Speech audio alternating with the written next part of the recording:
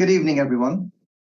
Welcome to another Sigma webinar and a follow-on from the Hub and Spoke webinar held last year, again in collaboration with the MPA.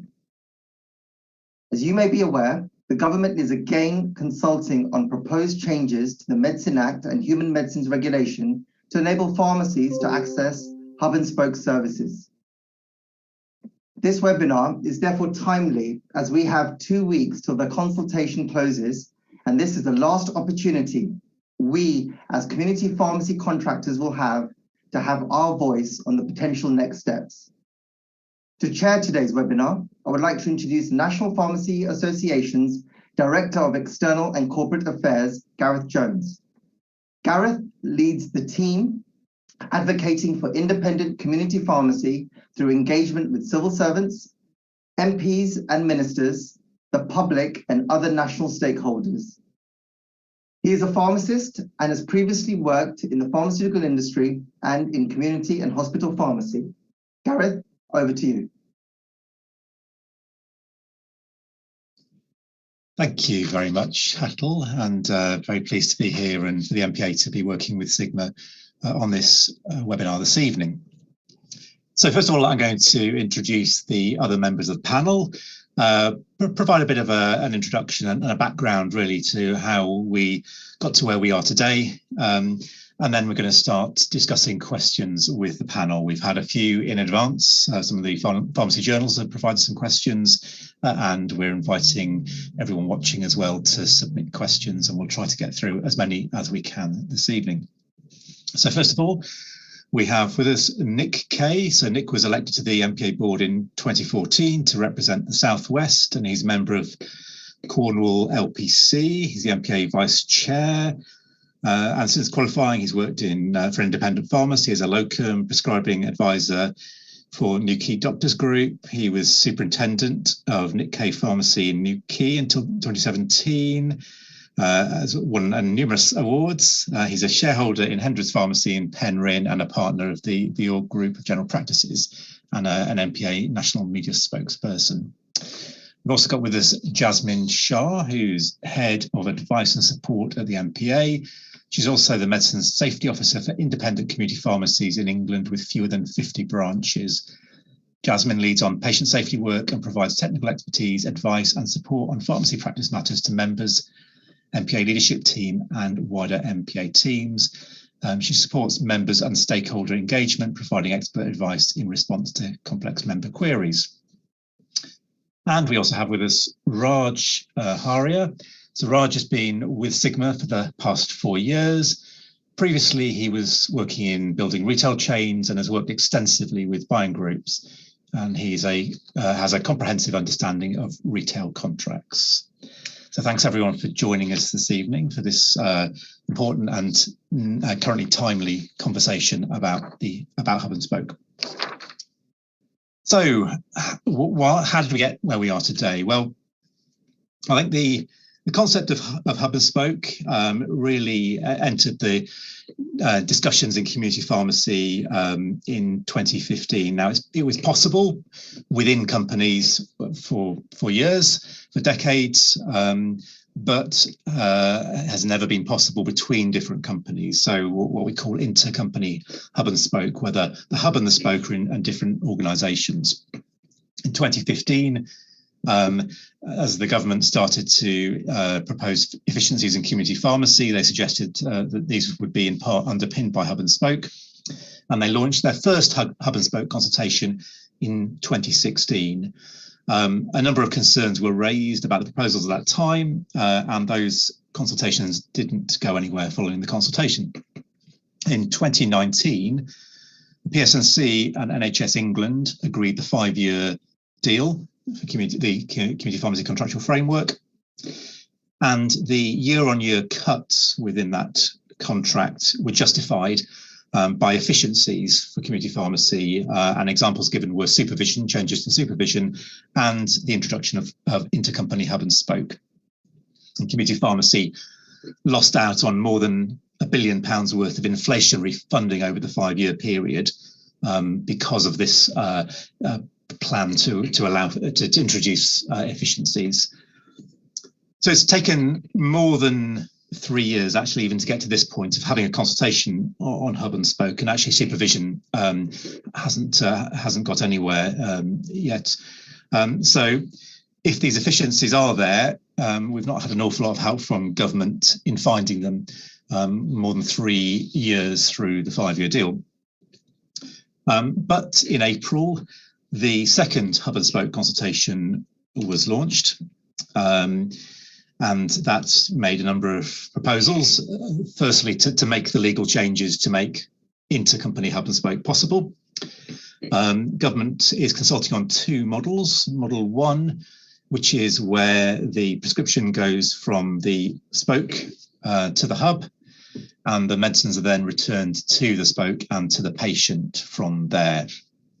Model 2, the script goes from the spoke to the hub, and the medicines then go directly from the hub to the patient with no further involvement from the spoke. So views are requested on those 2 different models of hub and spoke.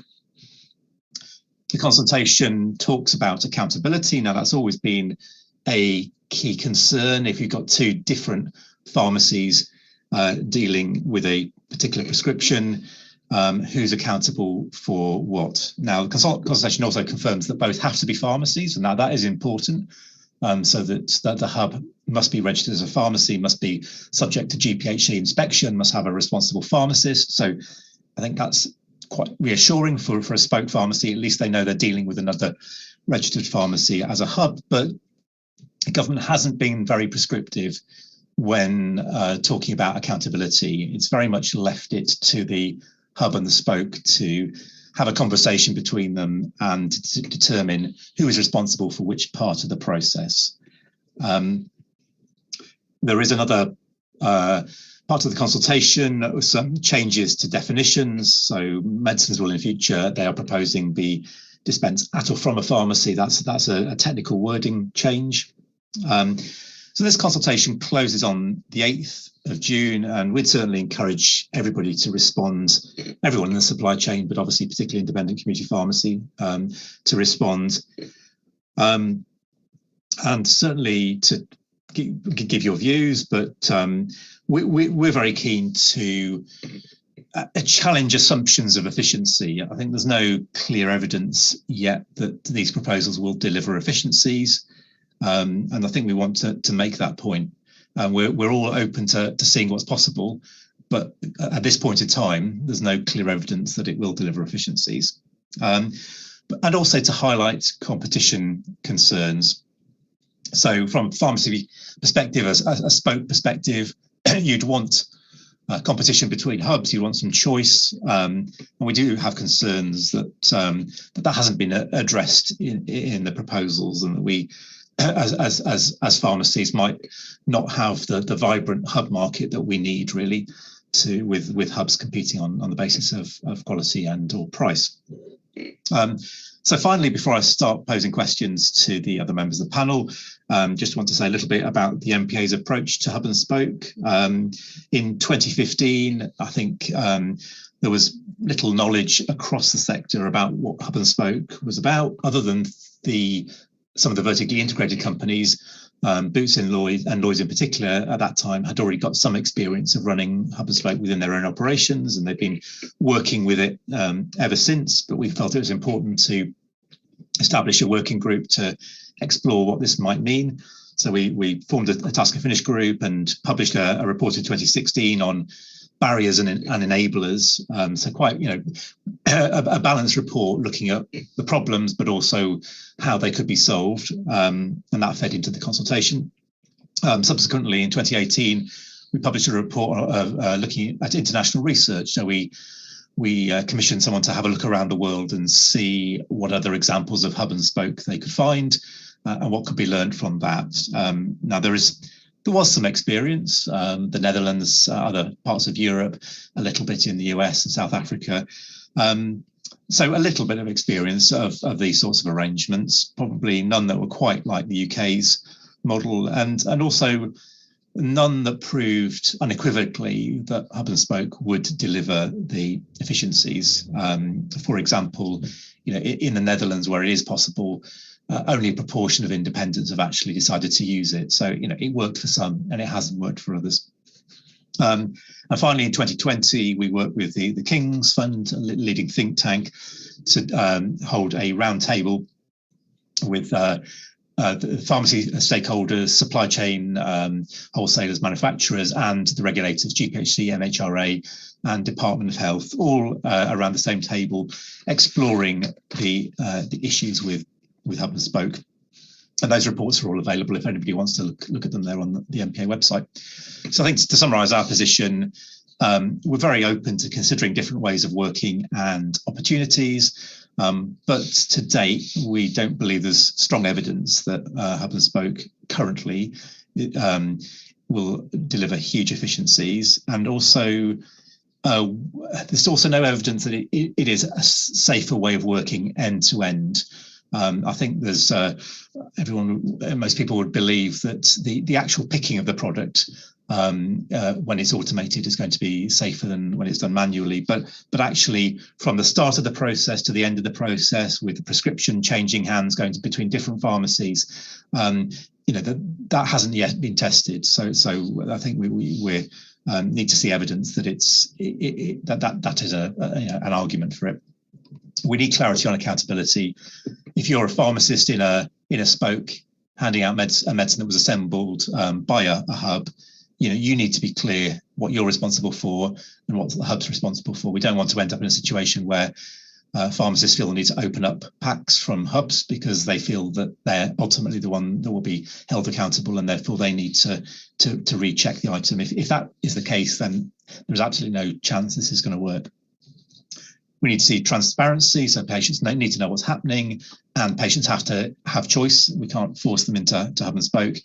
And we need to deal with some of the anti-competitive concerns about the fact that we have DTP schemes in this country, and not all wholesalers have equal access to all medicines. So we need to ensure that these things don't stand in the way of a competitive hub market that works to the benefit of the spoke community pharmacy. So that's the introduction. I'll now start asking some of the questions that we've received already to our panel here. So the first one, I've got a question from CIG and from Pharmacy Business. Two questions, essentially, almost asking the same question in different ways. So one is, even the government, in its own internal impact assessment, expects only 1/10 of pharmacy owners to be using hub and spoke 10 years after any legislative changes. So is hub and spoke simply a solution looking for a problem?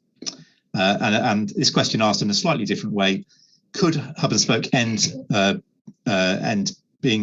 it be an opportunity for community pharmacies to invent a different business model and expand their scope of practice? So essentially, the question is there an opportunity here for us? So I think I'll come first to Nick Kay for Nick's view on that. Thank you, Gareth. Just to reiterate, really happy to be here. Thanks to both the MPA and Sigma for hosting this event. I think what you've said in the introduction is really what we need to explore over the next hour or so. Is this an opportunity? Is this a threat? I think in my personal view, it's about the unknown. Could this be a different way of working? Maybe. Are the things that are probably going to be the most efficient things to go through the hub are probably the most efficient things to already dispense in a dispensary, things that are already original packs? Is it a cheaper way of doing business? I don't think so. Is it a way of doing business more efficiently? I'm yet to see the data. So I can see where some people's thinking is. However, I think it's the unknown, which I really struggle with, and the evidence and the articulation of that, which I think is really important for people to be aware of when they're feeding back to this consultation. Would we all like to get rid of blister packs to a hub? Maybe, but would the hub actually do that? I'm not sure. So again, more questions than answers. I'm really looking forward to exploring that, Gareth. Thank you. Thanks, Nick. Raj, over to you for a view on that question. Hi, thanks, Gareth. This is a difficult one because, as Nick said, there are too many unknowns, and the question here comes is, how does a wholesaler start dispensing for the stock, or head branch dispensing for the stock, when you've got too many unknowns like controlled drugs, fridge lines, you've got patients on what you call on monitoring trays, etc. And it's also, you've got to also look at timing, acute medication, for example. Look at timing, how can you get this in time? Too many unknowns. People have tried various different models. I believe the big boys have tried some of the stuff, and they haven't found any efficiencies, they haven't found any gains so far. We all discuss this kind of debate every now and then in the network, but really no road known at this point. I mean, I think if I can add 2 points, I've heard from pharmacists working in existing spokes within multiples that for the problem they find is the short prescriptions, the single medicine, antihypertensive medicine, which takes very little time to dispense, is perfect for the hub, because it's not a fridge item, it's not a CD, very, very straightforward. The prescription they'd love to get rid of, the sort of 12-item one with a fridge item with a liquid, isn't suitable for the hub, and that's the challenge in making this really work practically. The stuff you'd like to send there, you can't. So that's a view from somebody who I know is actually using it. And another thought, in terms of the business model, without new clinical services to redeploy the staff you've got in the pharmacy and new income streams, again, it seems more difficult to make that work. But that might change over time if we get new services, new income streams. The equation might move a bit, but yeah, just currently it seems difficult to make it work. So the next one I'm going to come to is that this is from the Chemist and Druggist, actually. So since the announcement of the DH's consultation into hub and spoke models, some companies have either registered increased interest for their hub solutions or announced their intention to implement their own hub, as was the case with Jutes. What advice would you share with independent contractors when it comes to selecting the right hub service? So we're talking, probably at least 9 months down the line, assuming the regulations have changed, and it's a possibility you want to think about it. How would you choose the right hub service? And Nick, do you want to answer that one first? Yeah, thanks, Gareth. I think the practicalities of this are going to be really important. You're going to need to have a provider that you trust. You're going to need to have a provider with service levels. Is this going to be available in all areas? I would say that with a declaration of living in Cornwall, how accessible are hubs going to be? So, if somebody was to go down this road, they'd only be really wanting to pick a provider that they would trust. You've got transfer of data, you've got transfer of accountability, which I'm sure we'll come on to later. So a transparency of relationship between those two organizations are going to be key. So and also, I would be looking at what would be happening if things went wrong. So, pressure testing that with any supplier. What happens if this does go wrong? What happens if that does go wrong?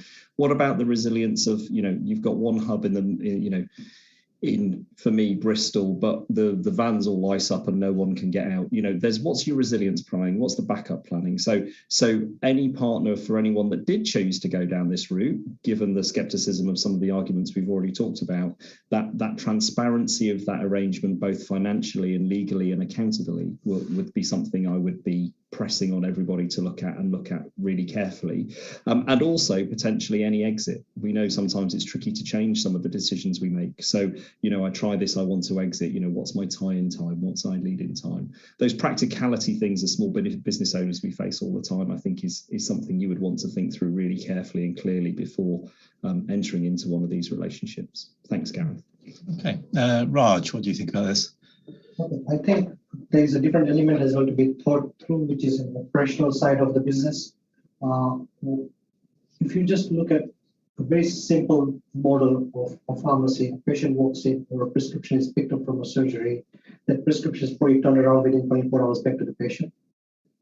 Under how that time frame is going to change. The prescription gets to the hub, there's newer technology in place, there are more checks to be put through the system to come through. That turnaround could be minimum of 72 hours to get the prescription back from the hub to the spot to the patient. So there's service element there definitely thought through. The second thing is also transportation. How is that patient prescription bag going to be transported from the hub to the spot? There are two different rules. Wholesalers, if wholesalers were running a hub, we've got to follow GDP regulations, while pharmacies currently are under GPHC, and I think both sides have got different benchmarks. Temperature control vehicles, for example, how do you make sure the CD is transported correctly from the hub to the spot, and again from the spot to the patient? So there are some operational challenges here. There are solutions, but this is going to be a cost factor, and this cost factor has not been yet thought through correctly, either at hub or at stock hub. Thanks, Raj. So Jasmine, I think perhaps thinking more from the perspective of the pharmacist in the pharmacy and maintaining the professional side of the business, what's your perspective on what you'd want to see from a hub? Hi, Gareth. You're quite right. I think patient safety is going to be key in the arrangement between the spoke and the hub. And there are different considerations depending on whether it's Model 1 or Model 2 being considered. I think one of the main things is going to be as to who takes the overall accountability as far as patient care goes. Generally speaking, in the normal course of a pharmacy business, the patient's visible face of the pharmacy is the pharmacy that they actually visit. That's the pharmacist and the pharmacy team that they see. Also from the proposals, although both the hub and spoke pharmacies will be GPHC registered premises, it is the spoke pharmacy which will have the NHS contract, which will be the one in charge of providing NHS pharmaceutical services. So I think from that perspective, it is important that there is a clear demarcation of accountability and responsibilities between the hub and the spoke, and that arrangement needs to factor in when something goes wrong, who will be in charge of ensuring things are rectified, who will the patient raise their concerns with, how will the corrective measures be taken, but most importantly is ensuring that the GPHC standards and NHS terms of service requirements are met. Now, at the moment, when patients visit the pharmacy, it's not just to collect a prescription, although that is what the inherent reason is. The additional bits around it are patient counseling, ensuring safe use of medicines, and the pharmacist or pharmacy team ensuring that the patient is advised appropriately to use the medicine safely, etc. So all of those things need to be taken into account. So the main thing I would say would be identifying all the risks associated with the arrangement that the spoke and the hub may be looking to put in place, ensuring that risks are identified and risk mitigation measures are in place, that arrangements are looked at with regards to meeting the GPHC standards, not just the standards for pharmacy premises and pharmacy professionals, but also in some ways providing services at a distance. The GPHC has issued updated guidance recently, and it does cover hub and spoke scenarios as well. And it will be clear accountability for staff, pharmacists at both ends, and clear communication. I think those are the items we'll be looking at. Also, Raj makes an interesting point about time. In the normal course of business, if the item is in stock at the pharmacy, patients are usually able to obtain it on the same day or very quickly on the very next day. Now, one of the things that will be additional time taken for that medicine to arrive at the pharmacy through the proposed models. And that timing is really important because to add to that, that timescale can be elongated if the hub doesn't have stock of that medicine, and that needs to be ordered in as well. So to factor in some time, the spoke pharmacy may actually think, oh, actually, we need to check with the hub whether the item is in stock. If not, how long will it take? And I think particularly around repeat prescriptions, we need to be mindful of the timescales. In a lot of cases, patients are not able to order their repeat prescriptions more than 7 days in advance from their GP practice, or a week to 10 days at the most. So there's a time factor from the patient actually ordering a repeat prescription, the surgery then issuing it in 2 or 3 days' time, that prescription then arriving at the spoke, going to the hub sending the medicine back. And I think the important thing would be to make sure the patient doesn't run out of their treatment in the intervening period, really. Additionally, there's things like controlled drugs are not likely to be suitable for hub and spoke scenarios. So those will be handled at the spoke pharmacy along with acute prescriptions and antimicrobials and things. So I think that is key. Everything that needs to be looked at will be from putting the patient at the heart of the arrangement and seeing what is the safest way for them to receive care from both spoke and hub. Okay, thanks, Jasmine. I just want to pick up actually one point from some of the comments you made there. Actually, there's not, I don't think, a firm decision on it, even which address will appear on the label at the moment. Now that does seem like it could cause some confusion. If the label's got the address of the hub, but the medicine's supplied from the spoke pharmacy, something goes wrong, the patient has an address they've never even heard of in an industrial estate somewhere potentially. That stands out to me as a concern in blurred line in accountability and also lacking some transparency from the patient perspective. What's your thoughts on the labelling element, Jasmine? I think that's really important as well. Really speaking, there should be a clear agreement between the hub and the spoke. And the spoke being the NHS contracted pharmacy, the responsibility should sit with the pharmacy that is supplying the actual medicine to the patient at the end of the model. And this is model 1 I'm referring to, which is the spoke to hub to back to the spoke and then to the patient. So ideally speaking, having 2 different names and addresses on a label, first of all, in simple practical terms, when you look at the size of the label, there's a space concern just in terms of printing the information. Secondly, the patient's likely to be quite confused if there's 2 types of contact details. Who do they contact, as you quite rightly said? Ideally, there should be one name and address, which is the supplying pharmacy's name and details onto the label, as we have at the moment.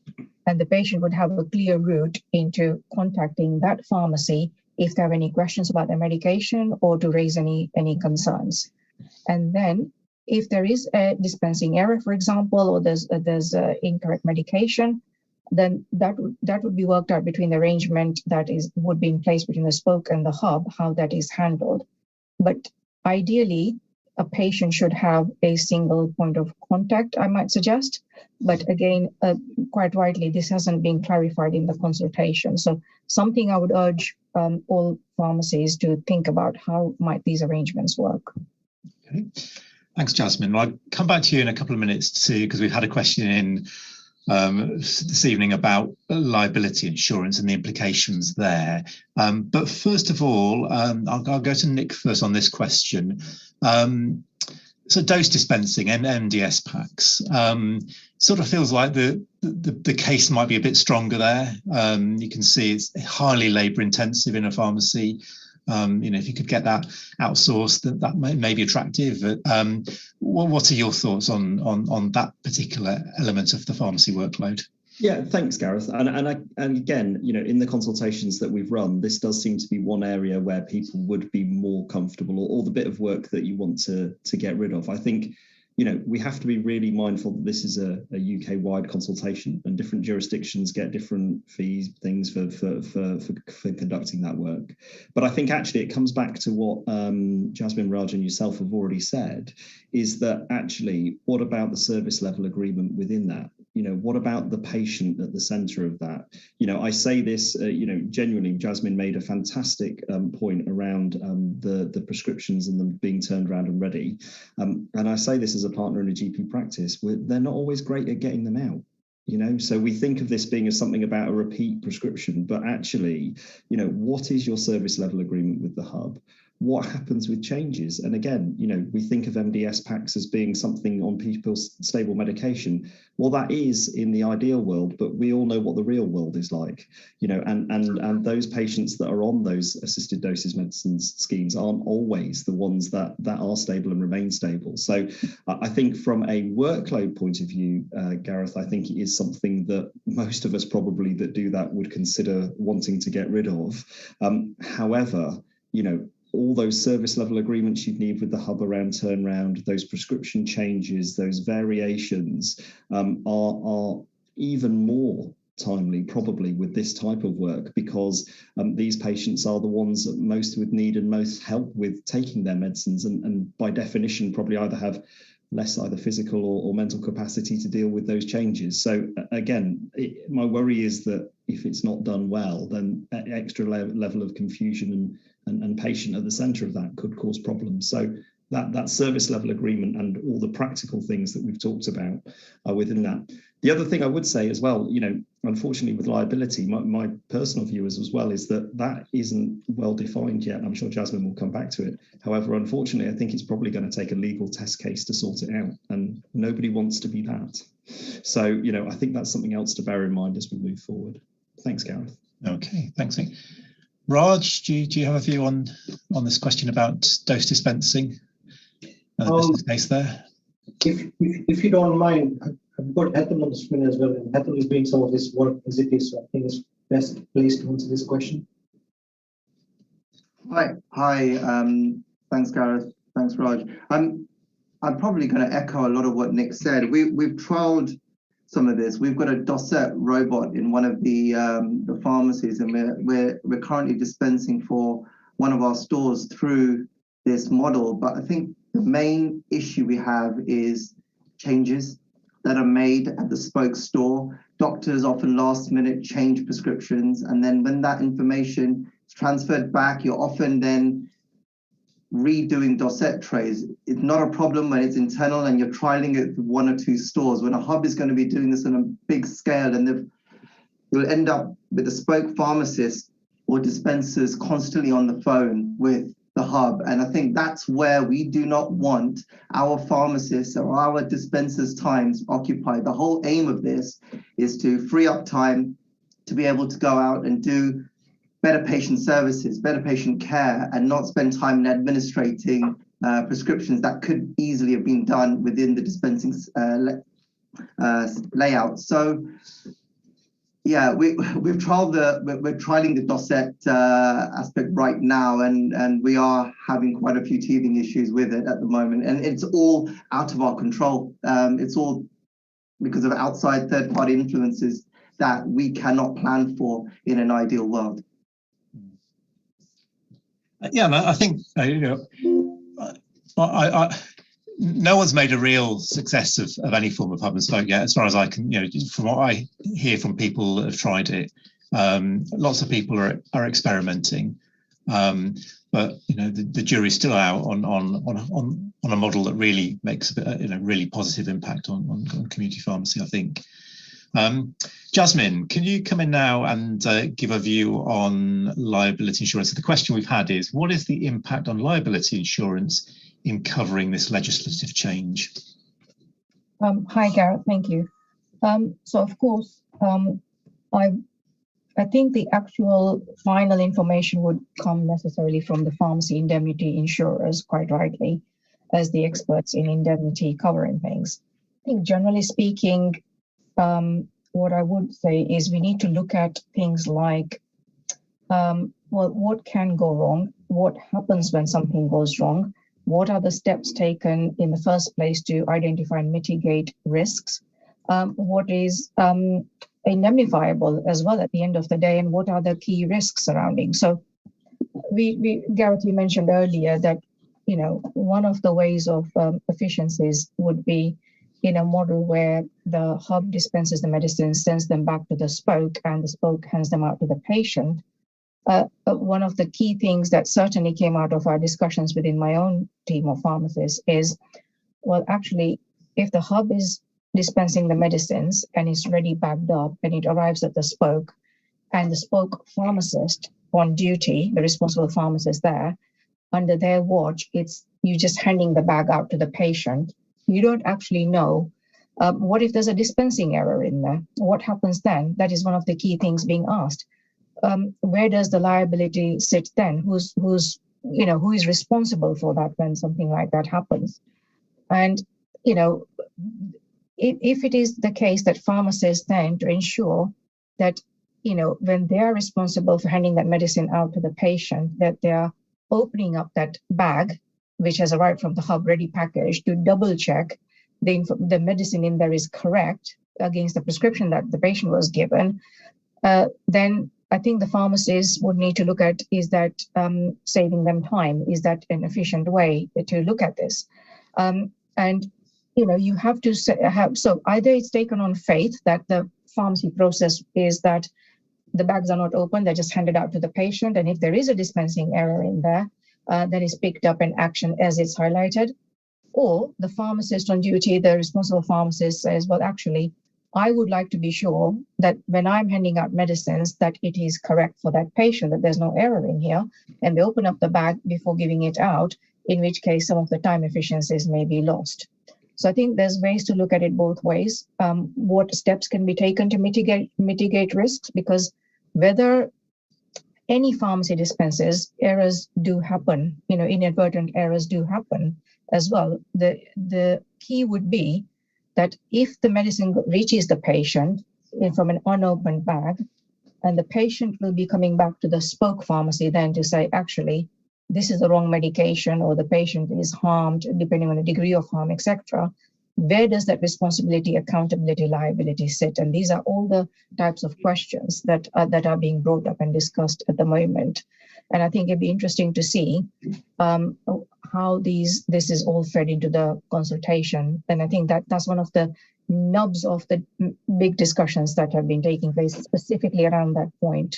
Yeah, and I think when the proposal is that government will be very permissive, I suppose, in determining where accountability lies, you can foresee a scenario where a local pharmacist goes into pharmacy A on Monday, and they're entirely responsible for what is handed out comes from the hub, and then pharmacy B on Tuesday is taken a completely different approach.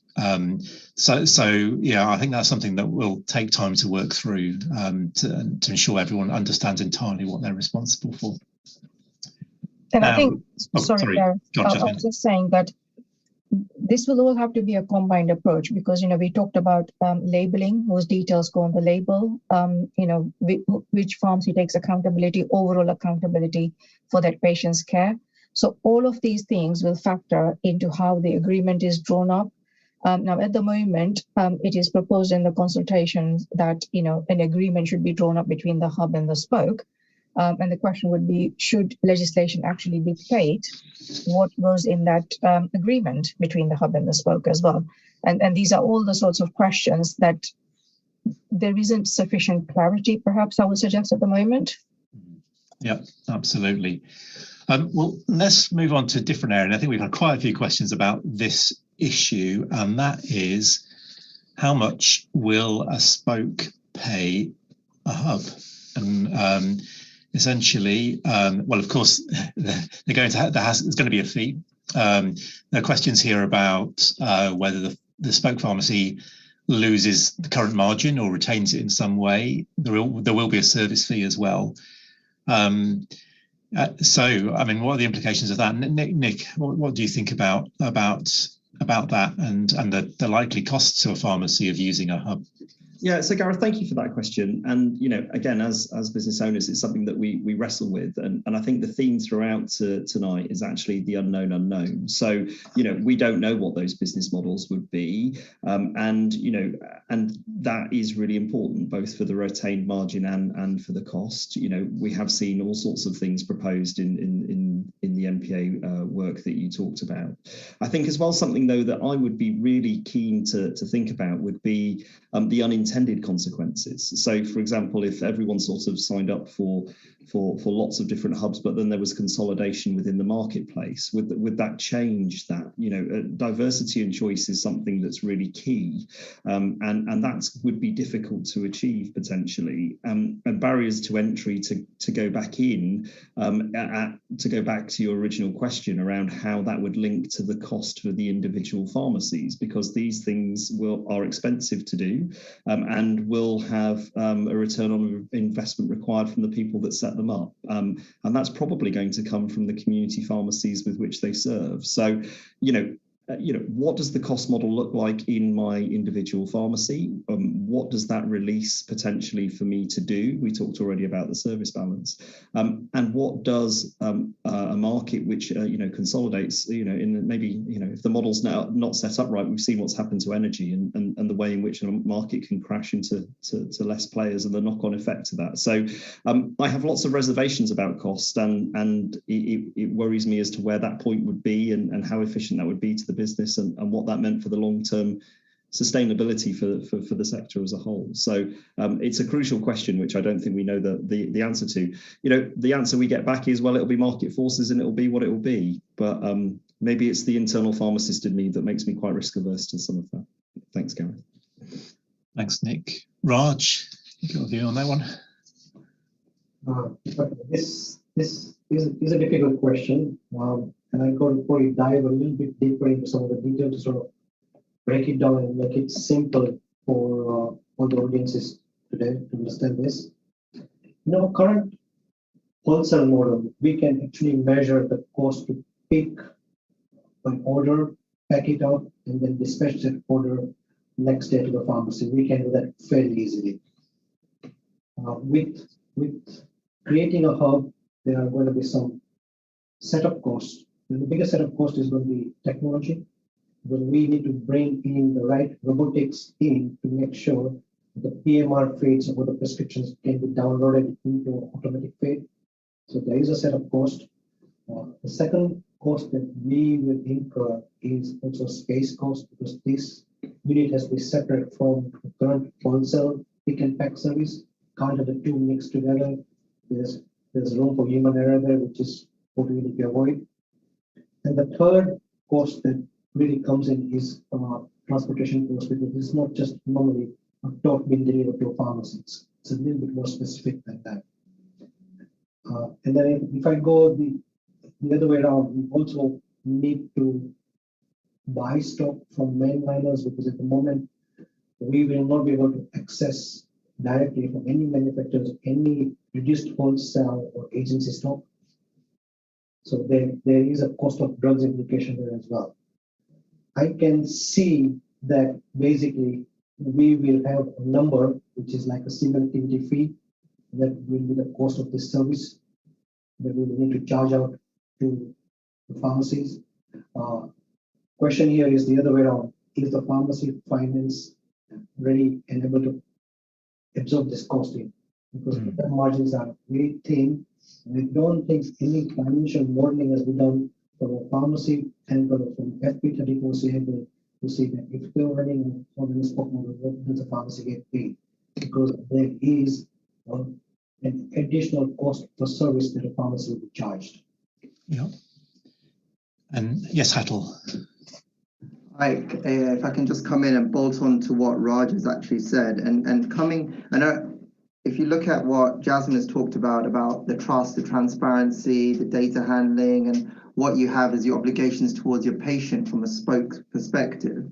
But look at it from a spokes perspective, as many of us are business owners, and many of us run our P&L based on our GP. So we have maybe our fixed costs, which we know what they are in terms of our overheads.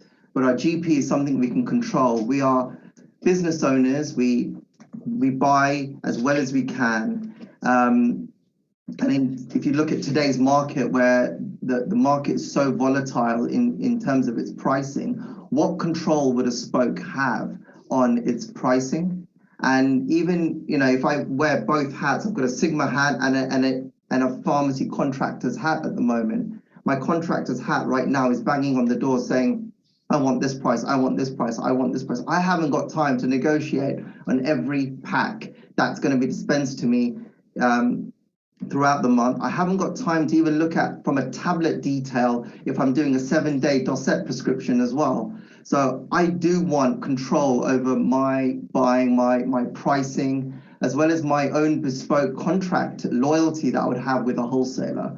So I think there are some really there are some clinical aspects to this, but there's also some business aspects, because in an industry, in a pharmacy industry where margins are thin and margins are wavering quite a lot, and there are a lot of reliance on different services, there's cost inflation now coming into the marketplace. We need to have control as spoke stores on our gross profit margin, and that's the one element on the cost economics that I've done on this kind of hub and spoke system. I can't understand how this would work, because I'm going to let someone else control my margins.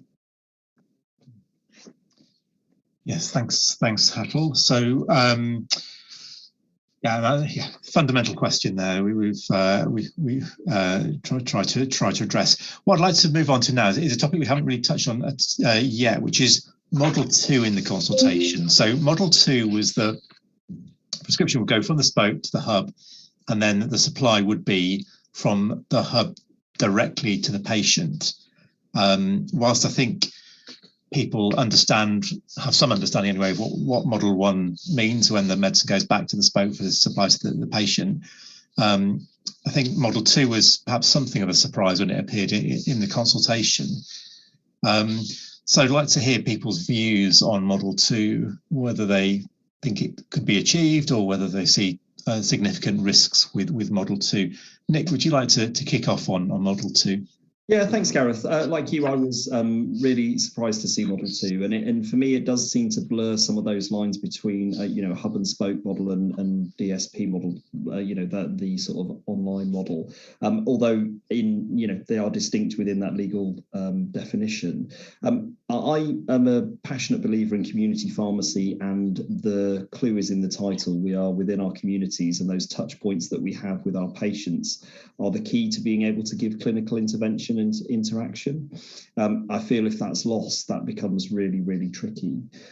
As well, there is something banging around in my head around, the ability of hubs, and, if all those prescriptions are delivered, what sort of green impact that has, and what potentially that has, in the NHS pushing a green agenda with lots of vans flying everywhere. Surely it's better to have the products coming back to the pharmacies for people to walk to or to get to. So Model 2 caught me by surprise. I am, if this was to go ahead, for me, it's all about the spoke. And if you listen to some of the other jurisdictions, like you hear in Scotland, the head of Community Pharmacy Scotland always refers to this as spoke and hub, because the hub should be about enabling the spoke if it happens, not the other way around. So I have fundamental problems with anything that misses the spoke out. In my personal view, that touch with patients is something that is, I think, really, really valuable of the way in which community pharmacy reacts with its community. And we've seen that through COVID as the most accessible and accessible healthcare professional, and the value our citizens, people and patients put on us. So Model 2, I really struggle with, Gareth. Thanks. Thanks. Raj, Hattel, would you like to come in with a view on Model 2? I can start off, and Hattel, if you don't. The first thing to be really considering is, if I put my head on as a wholesaler, I have to operate a pharmacy. So what rules apply to me from a regulatory point of view in a child? Is it GDP or is it GPHC? Because that changes the dynamics of operating the business locally.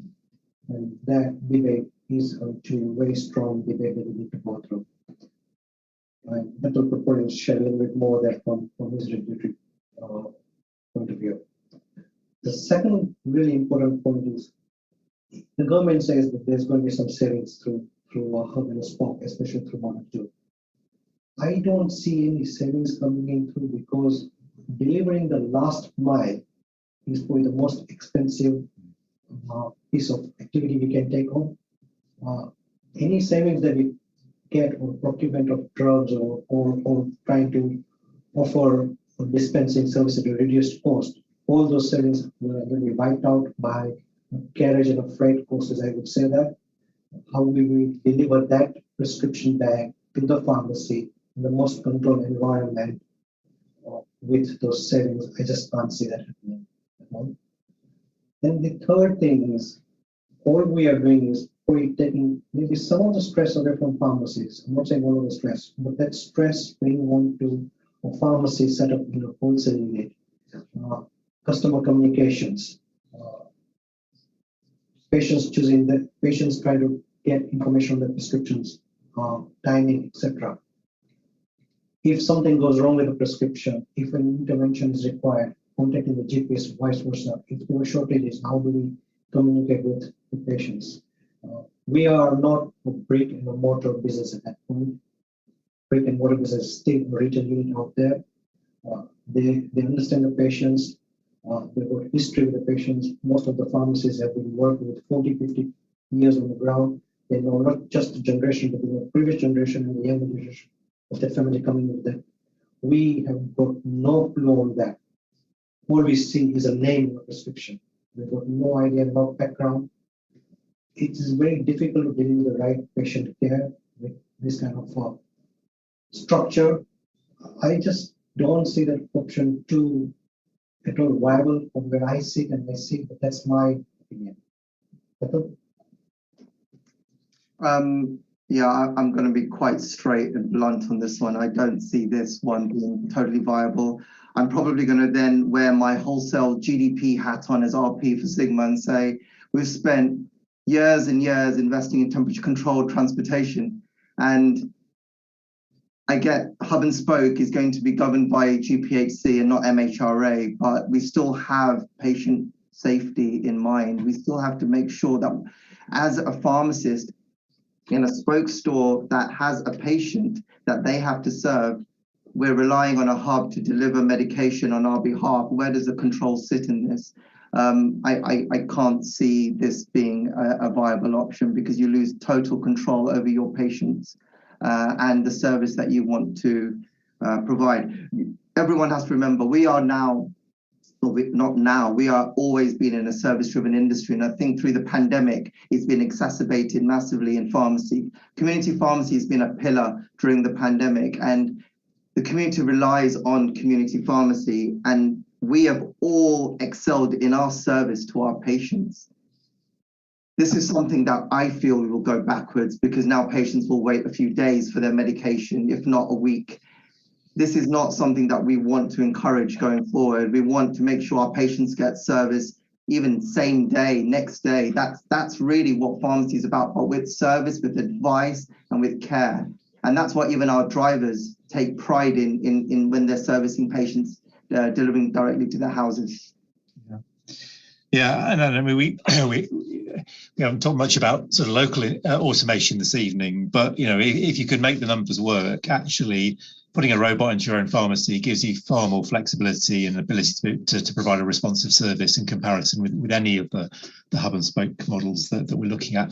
Sorry, Gareth, I would agree with you, and I think bringing efficiencies into one pharmacy and not wanting to work in a silo as just one pharmacy, but bringing efficiencies in, it doesn't mean that you can lose staff and make cost efficiencies. What it does do is give you that opportunity to grow your services and grow other areas of your pharmacy to provide better healthcare provision for your patients. And I think that's the opportunity we've got to look at locally within our stores. Okay, and one other point on Model 2 actually potentially drives the coach and horses through control of entry, because what you end up with is a pharmacy that is allowed to be located anywhere and supplied directly to the public. So there's potentially a huge loophole opened up within that control of entry if this model is approved. We've got an awful lot of time left, but a couple of issues I'd like to address briefly, I suppose, before we finish. Now, very, very key one, actually, and Nick, I'll ask you to comment on that one. This question comes from the C&D, and it's that the MPA has urged the Competition and Market Authority to address concerns on the implementation of hub and spoke models. So you were involved in a recent meeting with the CMA. Perhaps you could say a few words about those discussions and where they may lead. Yeah, thanks, Gareth. So this is something, again, we're learning, about the unintended consequences, and we're asking people to think this through. As Gareth said in his introduction, this was about efficiencies that were supposed within our national contract. And what we're asking people, the CMA, to do is really, is this, for want of a better expression, a true levelling up of opportunity across the community pharmacy estate? Is the access in Cornwall or in the or in the far-flung reaches of Norfolk going to be exactly the same as London or in Birmingham? Is that delivery going to be the same? What would be the potential unintended consequence of quotas, of DTP, of not one hub being able to supply all medicines? What's the potential of, as we've already discussed, the reduction in GP, a consolidation of marketplace, meaning that my choice of hub providers reduces, my choice of controlling the GP, as Hatu so eloquently said earlier, what that means. So we're really asking about thinking this through, and we have to recognise, because primarily of us as business owners and the way we try and control that GP, we have the most, the cheapest medicines, one of the cheapest medicines in the developed world, and therefore, what does the undoing of that and the concentration of that into a potentially smaller number of players mean for us? So, we've seen, quotas, DTP, issues with stock supply, stock shortages. Could a consolidation mean that happens in the same way? So, we feel that the CMA, when they looked at that in 2007 with DTP, they got that right, and they said there would be these issues, and there they are. And we just need to stop and pause and think about this. If this is truly about creating a level playing field across the whole of England, is that real? Does that exist? And what is the unintended consequence? Thanks, Gareth. Thanks, Nick. We've got a question here about what about groups of PCNs approaching a hub? I think to some degree that's a competition issue as well. Nick, is that something you've thought about? Yeah, so PCNs as well. Could you see a world with delegated commissioning? It's not there at the minute, where actually a PCN or a group of people who write prescriptions say, actually, we'll only give you this amount of dispensing fee for it. This is the way in which this is going to work. There's a whole different way in which things could unlock and unravel if we're not careful, or saying that this is a provider that we choose to use. Patient choice and the ability to be at the heart of that decision is absolutely key. So being live to those potential changes in the way things happen is really important, Gareth. Okay, thank you. Jasmine, a practical question here. What do you do with uncollected medicines? So the hub sent you something and patient doesn't turn up. How are you going to deal with that situation? I think that's really important, because again, even currently, pharmacies will have processes in place for medicines that they themselves have dispensed and are awaiting. But again, it will be a process of the spoke pharmacy agreeing a process in place with the hub pharmacy, but more importantly, ensuring that it's followed up, like they do at the moment, to see what happens with the patient, why hasn't it been collected, and just ensuring having processes in place. So one of the fundamental things that will need to be looked at is, just as community pharmacies have SOPs in place at the moment to cover different scenarios, there'll be requirement for different types of SOPs, new SOPs in place, should the pharmacy, agree and set up a hub and spoke model. And that's going to look very different, because it will depend on the actual agreement that has been entered by that spoke with any particular hub. And I think we would also just wanted to mention, Gareth, briefly, while we are talking about the responsibility and accountability, that there is changes coming through about medicines legislation with respects to responsible pharmacists and superintendent pharmacists as well, which are going to come through. And everything will need to be looked at in the context of how those changes will then mean the exact arrangement between the spoke and the hub can be set up, where there will be the expectation is that the responsible pharmacist's legal duty will be clarified to ensure that the RP has a legal duty to secure the safe and effective sale and supply of medicines at the particular premises where they are the RP at the time. And I think all of that will factor into the accountability and the agreements that are set up between the two places. The one other point I just wanted to make, which you mentioned, Gareth, right at the beginning, is about automation.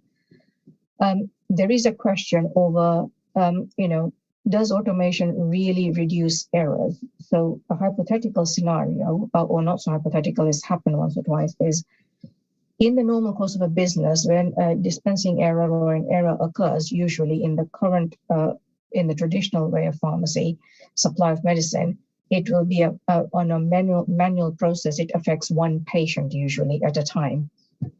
Now, if an error occurs in an automated facility where there is an error in the wrong medication, perhaps being loaded up into the robot dispenser, etc., there is a real concern that one error could actually lead to potential errors across a very large number of patients as well. So from a safety perspective, it might be one error, but it's looking at how many patients could be affected in the actual error itself, the effect of that error.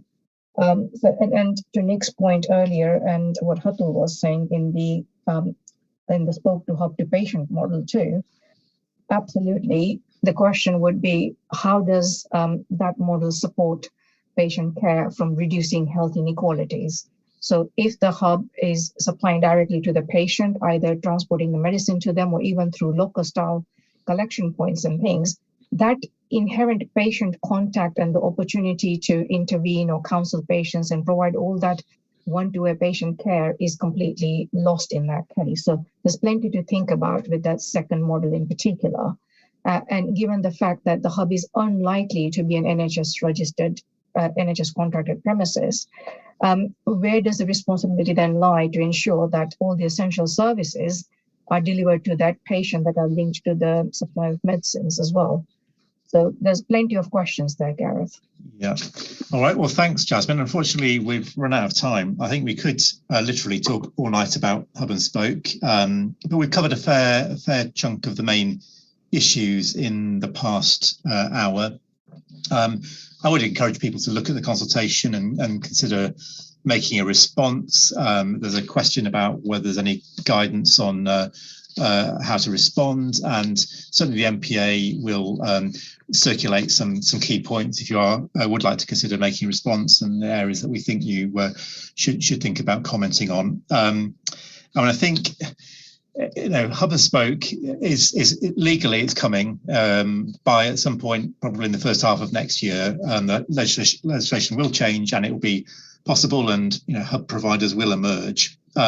You won't have to use it, but I think everyone should be thinking about it if it at some point in the future is something you might want to use, or think about whether your competitors are going to be using it, and think about, I guess, over the years where the business model might change, it may become more attractive over time. But I think it's one not to ignore, given the legal change is coming within the next 12 months. So thanks to Raj, Hatul, Nick and Jasmine for their contributions, and I'll hand back to Hatul just to finish off this evening's session.